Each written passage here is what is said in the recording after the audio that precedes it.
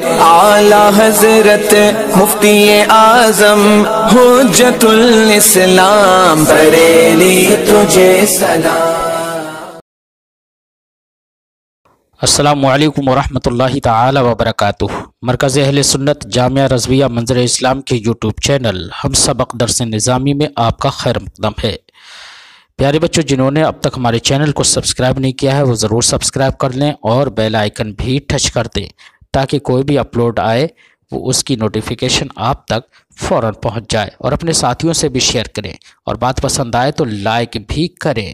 اب آپ کے سامنے شرح تہذیب کی تلخیص جو امداد اللبیب لفہم التہذیب کے نام سے ہے، اس کتاب کو پڑھائیں گے مفتی محمد قمر صاحب۔ آپ ان کو بغور سماعت فرمائیں۔ بسم اللہ الرحمن الرحیم۔ المسائل وهي قضايا تطلب في العلم وموضوعاتها إما موضوع العلم بعينه أو نوع منه أو عرض ذاتي له أو مركب، ومحمولاتها أمور خارجة عنها لاحقة لها لذواتها۔ اجزائے علوم کے تعلق سے گفتگو چل رہی ہے۔ اجزائے علوم آپ نے جانے کل کے سبق میں تین ہیں، کیا کیا؟ موضوعات، مبادی اور مسائل۔ موضوعات اور مبادی کے تعلق سے آپ نے گفتگو کو کل کے سبق میں ملاحظہ کیا۔ آج آپ مسائل کے تعلق سے گفتگو کو ملاحظہ کریں گے۔ مسائل سے مراد کیا ہے؟ تو فرماتے ہیں شارح، مسائل سے مراد وہ قضایا ہیں جو مطلوب ہوتے ہیں، جن پر جناب والا علم میں دلیل پیش کی جاتی ہے۔ قضایا مطلوبہ ہیں جن پر علم میں دلیل پیش کی جاتی ہے۔ تو جیسا کہ وہ مسائل جو علم منطق میں یا علم نحو میں یا ان کے علاوہ اور دیگر فنوں میں، دیگر علوم میں جو مسائل واقع ہوئے ہیں، ان کو کیا کہا جاتا ہے؟ مسائل کہا جاتا ہے۔ ہر مسائل کے لیے کیا ہوتے ہیں جناب والا؟ ہر علم کے لیے کچھ موضوعات بھی ہوتے ہیں اور کچھ معمولات بھی ہوتے ہیں۔ کیا ہوتے ہیں؟ کچھ موضوعات اور کچھ معمولات۔ لیکن مسائل سے مراد وہ قضایا ہیں جو علم میں کیا ہوتے ہیں؟ مطلوب ہوتے ہیں اور جن پر دلیل پیش کی جاتی ہے۔ المسائل وحی القضایا المطلوبۃ المبرہن علیہا فی العلم۔ مسائل سے مراد وہ قضایا مطلوبہ ہیں جن پر علم میں دلیل پیش کی جاتی ہے، کالمسائل الواقعات فی المنطق والنحو وغیرہما من العلوم، جیسا کہ وہ مسائل جو علم منطق، علم نحو اور ان کے علاوہ میں دیگر علوم میں کیا واقع ہیں، ان کو کیا کہا جاتا ہے؟ مسائل۔ وَاعْلَمْ أَنَّ لِهَذِهِ الْمَسَائِلِ مَوْضُوعَاتٍ وَمَحْمُولَاتٍ، اور آپ جان لیجئے کہ ان مسائل کے لیے کچھ موضوعات اور کچھ محمولات ہیں۔ اب موضوعات جناب والا کیا کیا اس کی صورت ہوگی، محمولات کی کیا کیا صورت ہوں گی، ان کو یہاں سے مکمل طور پر بیان فرمائیں گے۔ جن مسائل کے لیے ہم نے کہا کہ ان کے لیے کیا ہے؟ کچھ موضوعات ہیں اور کچھ کیا ہے؟ محمولات ہیں۔ اب جو موضوعات ہوں گے وہ یا تو بعین ہی علم کا کیا ہوں گے؟ موضوع ہوں گے، یا جناب والا بعین ہی علم کا موضوع نہ ہو کر کے اس کے کیا ہوں گے؟ اس کی نوع ہوں گے موضوع کی، یا پھر جناب والا نوع بھی نہ ہو کر کے موضوع کے لیے کیا ہوں گے؟ عرض ہوں گے، موضوع کی عرض ہوں گے۔ انہی تینوں باتوں کو مثالوں کے ذریعے سے شارح واضح فرمائیں گے۔ وموضوعاتها، اور اس کے موضوع، اما موضوع العلم، یا تو علم کا موضوع ہوگا، یعنی کہ مسائل کے جو موضوع ہیں وہ یا تو بعین ہی علم کا موضوع ہوں گے، جیسا کہ ہمارا کہنا علم نحو میں کل کلام اما ان یذکر فیہ المسند اولا، ہر وہ کلام یا تو اس میں مسند کو ذکر کیا جائے گا یا جناب والا مسند کو ذکر نہیں کیا جائے گا۔ تو اس میں آپ نے کیا کہا؟ کل کلام اما ان یذکر فیہ المسند، یہ جناب والا قضیے کا موضوع ہے یا نہیں؟ اولا، یہ کیا ہے؟ قضیے کا محمول۔ تو یہ جو آپ نے موضوع ذکر کیا ہے موضوع، تو اس موضوع میں لفظ کلام ہے یا نہیں؟ تو کلام تو خود علم نحو کا موضوع ہے جی۔ تو علم نحو کا جو آپ مسئلہ نکال کر کے آئے تو اس میں جو چیز موضوع بنی وہ خود ہی علم نحو کا کیا ہے موضوع ہے۔ تو دیکھو جناب والا یہاں پر کل کلام اما ان یذکر فیہ المسند، جو اس قضیے کا کیا ہے موضوع ہے، یہ خود ہی کیا ہے علم نحو کا موضوع ہے۔ اس لیے کہا یا تو جناب والا اس علم کے مسائل کا موضوع بعین ہی اس علم کا موضوع ہوگا، اما موضوع العلم، یا تو علم کا موضوع ہوگا، جیسے کہ ہمارا قول علم نحو میں مثلا کل کلام اما ان یذکر فیہ المسند اولا، تو اس مسئلے کے اندر اس قضیے کے اندر فالکلام موضوع علم النحو، تو کلام کیا ہے، یہ علم نحو کا موضوع ہے جو کہ اس قضیے میں خود موضوع بنا ہوا ہے۔ او موضوعاتها نوع من موضوع العلم، یا پھر جناب والا اس علم کے مسائل کا جو قضیہ ہے اس قضیے کا موضوع کیا ہوگا، علم کے موضوع کی نوع ہوگا، علم کے موضوع کی نوع۔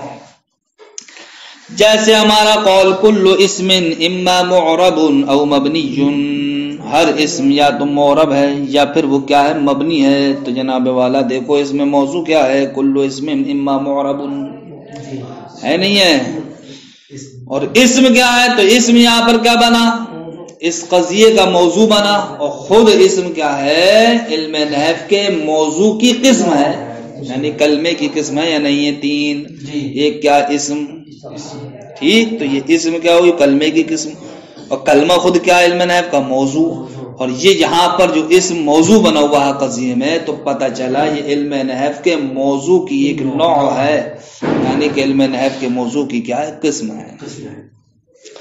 فالاسم نوع من الکلمۃ التي هي موضوع الفن، تو اسم جناب والا اس کلمے کی قسم ہے جو جناب والا فن کا موضوع ہے، اور یہاں پر بھی جناب والا اس قضیے میں کیا بن گئی، وہ موضوع کی قسم موضوع بن گئی ہے۔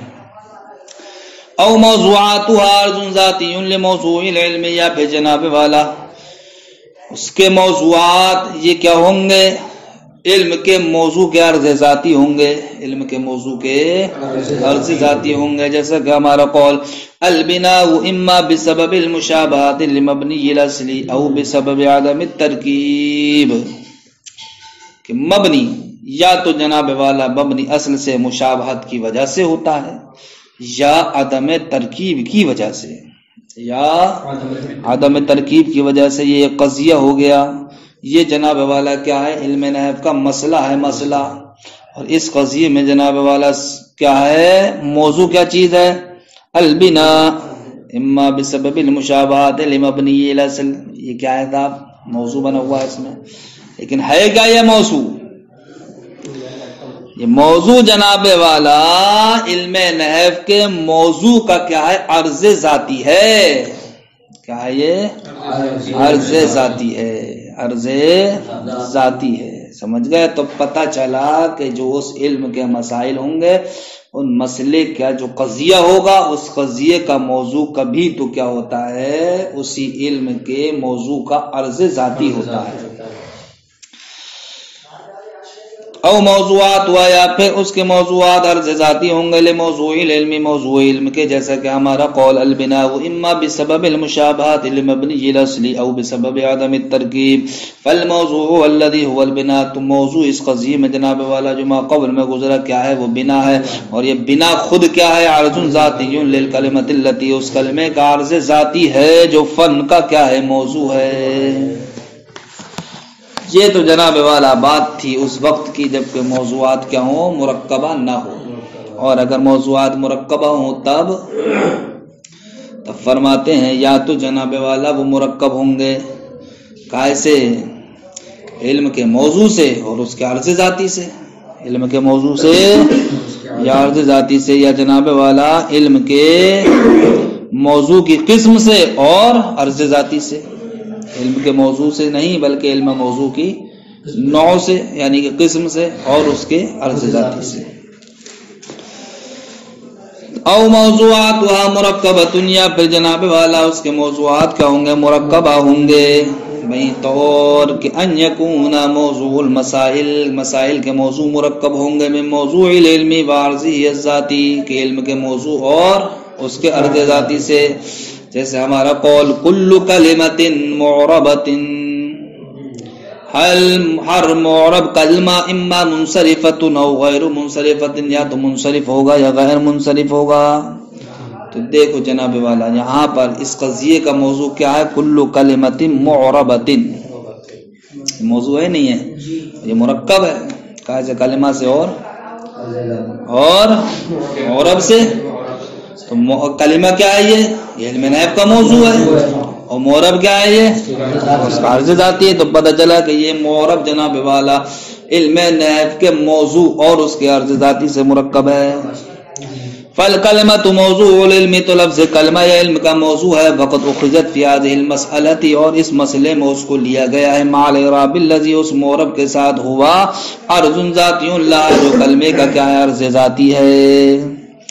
یا پھر جناب والا اس مسائل کے موضوع مرکب ہوں گے موضوع علم کی نوع سے، وعرضی الذاتی، اور اس کے عرض ذاتی سے، جیسے ہمارا قول کل اسم معرب اما معرب بالحروف او بالحرکات، ہر اسم معرب یا تو وہ حروف کے ذریعے سے معرب ہوگا یا پھر جناب والا حرکات کے ذریعے سے معرب ہوگا۔ تو اس قضیے میں جناب والا آپ نے کس کو موضوع بنایا ہے، کل اسم معرب کو، کل اسم، تو اسم جناب والا کیا ہے، یہ علم نحو کی موضوع کی قسم ہے، اور معرب یہ کیا ہے، یہ علم نحو کے موضوع کا عرض ذاتی ہے۔ تو یہاں پر جو اس مسئلے کا موضوع ہے وہ کیا ہے، کائے سے مرکب ہے، علم نحو کے موضوع کی نوع سے اور علم نحو کے موضوع کے عرض ذاتی سے۔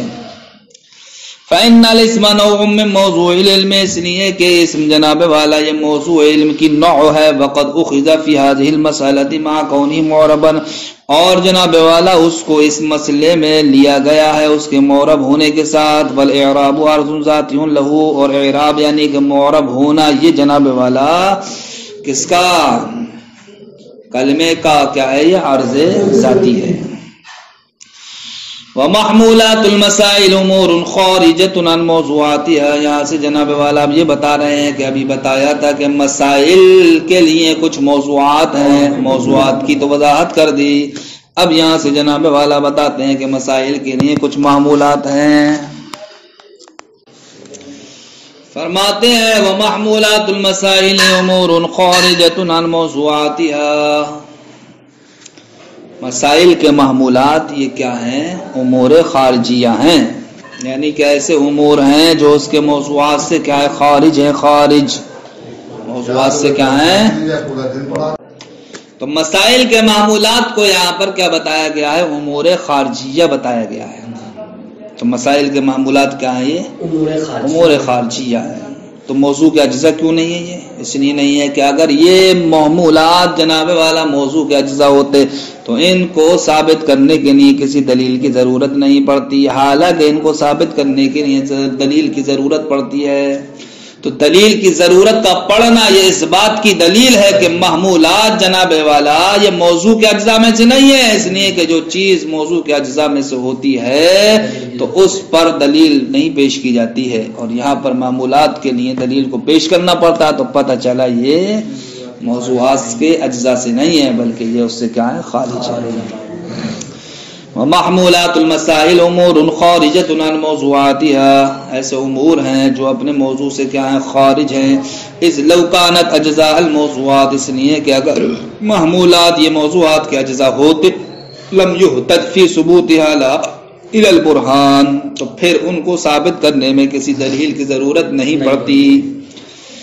لامتناع ان يكون جزء الشيء، دلیل کی ضرورت کیوں نہیں پڑتی، اس بات کے محال ہونے کی وجہ سے کہ شے کا جز دلیل سے مطلوب نہیں ہوتا ہے، یعنی کہ یہ بات محال ہے کہ شے کا جز کا ہو دلیل سے مطلوب ہو، شے کا جز دلیل سے مطلوب ہو۔ تو اگر یہ محمولات بھی موضوع کے کیا ہوتے، اجزاء ہوتے، تو اب ان کو دلیل کے ذریعے سے طلب نہیں کیا جاتا، حالانکہ محمولات کو دلیل کے ذریعے سے طلب کیا جاتا ہے، تو یہ اس بات پر دلیل ہو گیا کہ محمولات یہ موضوعات کے اجزاء میں سے نہیں ہیں۔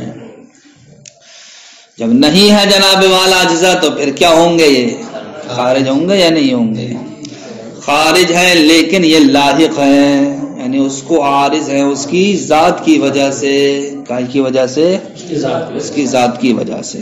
لاحقتن ای عارضۃ لها لذواتها، لاحقتن ای عارضۃ لها لذواتها، کہ مسائل کے محمولات یہ کیا ہیں؟ اس کے موضوعات کو لاحق ہیں، لذواتها اس کی ذات کی وجہ سے، یعنی کہ موضوعات کی ذات کی وجہ سے. ای اولا و بالذات، یعنی کہ اولا بالذات.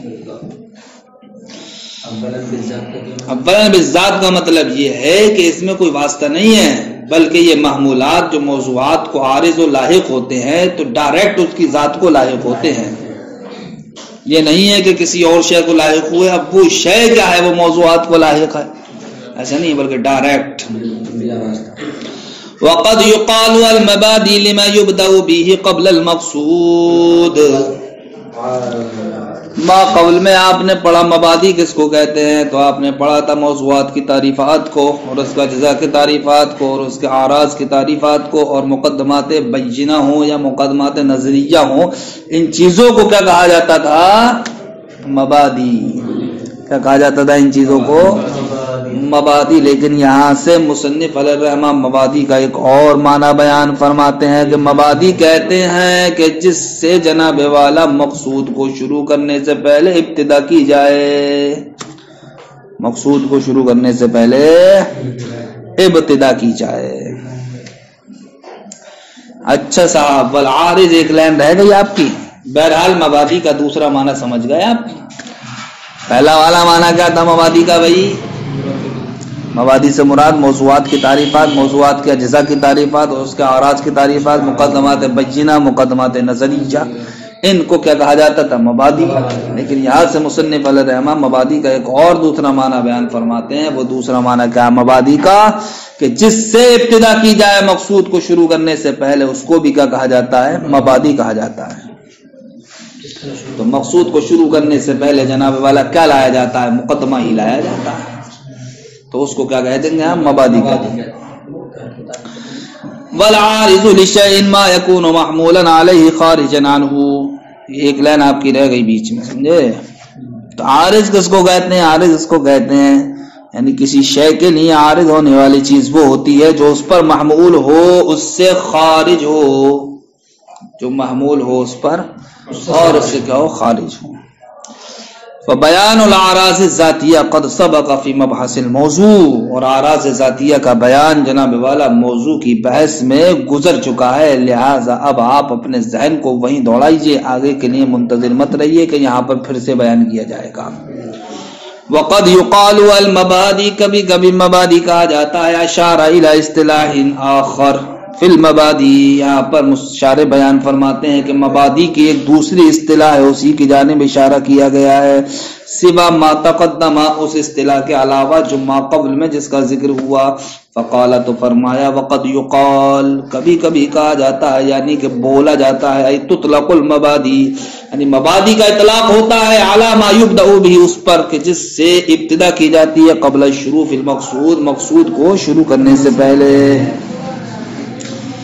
وتطلق المقدمات على ما يتوقف عليه الشروع بوجه البصيرة، اور جناب والا مقدمات کا اطلاق کائے پر ہوتا ہے؟ اس پر ہوتا ہے کہ جس پر شروع کرنا موقوف ہو بوجه البصیرت. مقدمات سے مراد کون سی چیز ہوتی ہیں بھیا؟ وہ چیز ہوتی ہے کہ جس پر شروع کرنا موقوف ہو بوجه البصیرت. ما قبل میں تم نے پڑھا مقدمات بینہ، مقدمات نظریہ، یہ چیزیں پڑھی نہیں پڑھی؟ تو اب یہاں پر جو دوسری آپ نے اصطلاح بیان کی ہے کہ اس کی مبادی کی، تو اس میں بھی مقدمات ہوں گے. تو ان مقدمات سے مراد کیا؟ تو بتا دیا، ان مقدمات سے مراد کیا ہے کہ جس پر شروع کرنا موقوف ہو علی وجہ البصیرت، علی وجہ البصیرت. اب کس پر جناب والا بصیرت حاصل کرنے کے لیے علم کا شروع کرنا موقوف ہوتا ہے؟ تو وہ آپ پڑھ چکے مقدمے میں، کہاں پر؟ علم کی تعریف پر اور بیان حاجت پر. اور جناب والا بیان حاجت ہی تو غرض و غایت ہے. وتطلق المقدمات، اور مقدمات کا اطلاق ہوتا ہے علی ما يتوقف علیہ شروع، اس پر کہ جس پر شروع کرنا موقوف ہو بوجہ البصیرت، بطریق بصیرت، جیسے کہ علم کی تعریف، کہ علم کی تعریف پر علم کا شروع کرنا موقوف ہوتا ہے یا علی وجہ البصیرت، و بیان الحاجت ای بیان منفعتی والغرض منہ، یعنی کہ اس علم کی منفعت، اس علم کی غرض کے بیان پر، یعنی غرض و غایت پر بھی علم کا شروع کرنا جو موقوف ہے یہ واجب نہیں ہے بلکہ علی وجہ البصیرت ہے۔ وقد عرفت کل ذلك فی صدر الکتاب فاحفظوا، اجنبی باتیں مت سمجھو ان کو، سب تم کتاب کے شروع میں سن چکے ہو، جان چکے ہو، اس لیے دوبارہ پھر سے وہی آپ کھولیے اپنے ورق اور ان مسائل کو پھر سے ذہن نشین کر لیجئے۔ السلام علیکم ورحمۃ اللہ۔